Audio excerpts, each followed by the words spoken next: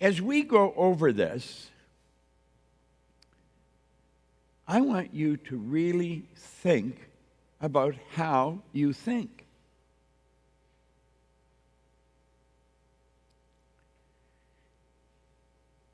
I believe this is the most phenomenal business in the world that I'm in. I hope you feel that way about your business. I absolutely love this business because every day I watch people right in front of me change their life, just like that. You see? We can change our life. And you know, the only thing we're lacking is understanding.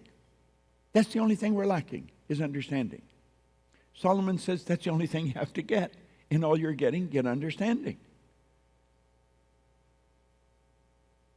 You know all that money you think you need? If you really need it, it'll be there. You know the people you think you need? If you really need them, they'll be there. You know all the things we think we need? If you need them, they'll be there. All you have to do is hold the image and internalize the image. Spirit never expresses itself other than perfectly. Every time. Every time.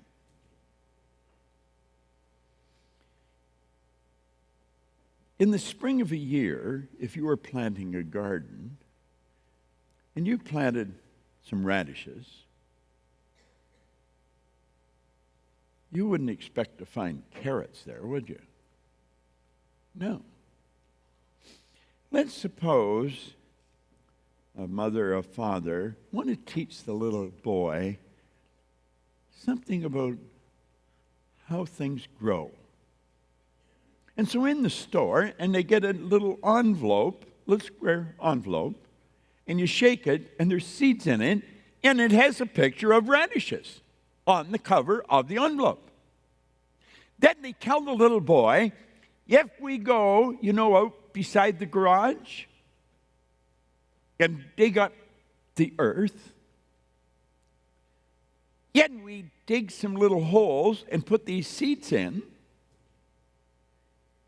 and then we put, the stuff the horse drops on the road, we'll pick some of that up. He said, really? Oh yeah, pick some of it up and bring it over and sprinkle it on the earth. And then you go out every day and put a little water with the can that's out by the hose. Yet you watch, and you're going to see these little radishes come out of the ground from these little seeds. The little boy says, really? He says, I like radishes. So they go through the routine. And they show the little boy just how deep to plant the seeds. And he follows direction. He goes and gets some of that stuff with a little shovel, and he spreads it around on the earth. And he goes out with his little can of water every day. And one day, he sees a little bit of green coming up. Like, woo! And he's going to help it. What did he do? He killed it, didn't he? He killed it. Force negates. You got to let it happen. Now, to let it happen, you're going to have a pretty deep understanding. You just don't go to a seminar and say, hey, that's cool, I'll do that. And you just have some idea running around your intellect. Oh, you know so much. How come we have so many brilliant people walking the street destitute? Say, well, they don't know. No, they know a lot. They gathered lots of information. They got mucho degrees.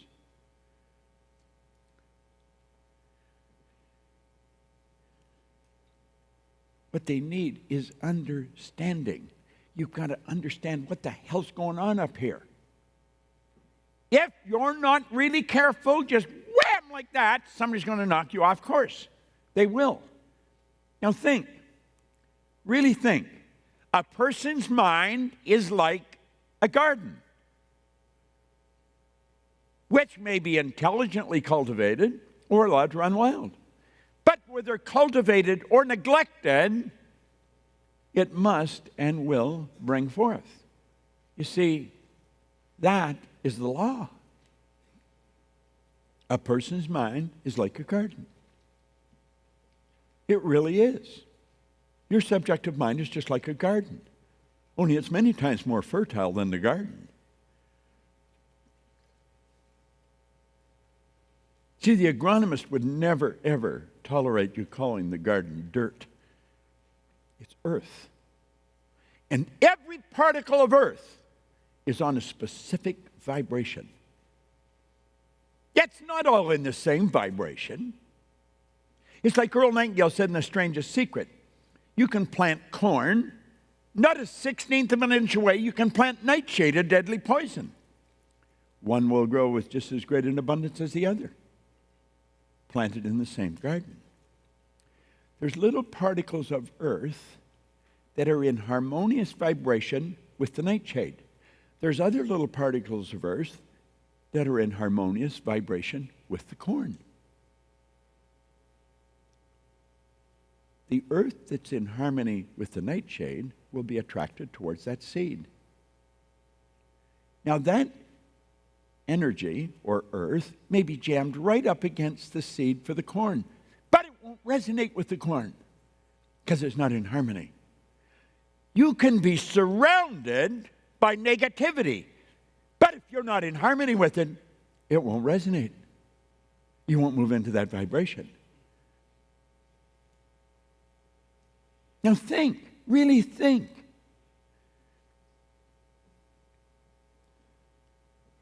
You can have an actress, or an actor, you can have a construction worker, you can have a salesperson, you can have a hairstylist, you can have an author. They're all right in the same neighborhood. And they're all attracting what they need to go on to tremendous success. Has nothing to do with the economy. Thinking, wow, that's cool. Why is it that here we are, all intelligent adults, and we're just learning this? Why is it that you can teach a child before they can talk 4 languages, 5 languages, yet we grow up and don't understand this? It's because we've fallen in love with the intellect and we know nothing about our spiritual essence. We're God's highest form of creation. We're here to do God's work. Some say, what's God's work? Well, God the Creator, the work would be creation. We're given creative faculties. We should be creating all the days of our life, creating great work, entertaining no doubt, never being in harmony with the people that are going in the wrong direction. And you know you can program yourself to do that just as well as you've programmed yourself to get dressed before you came here.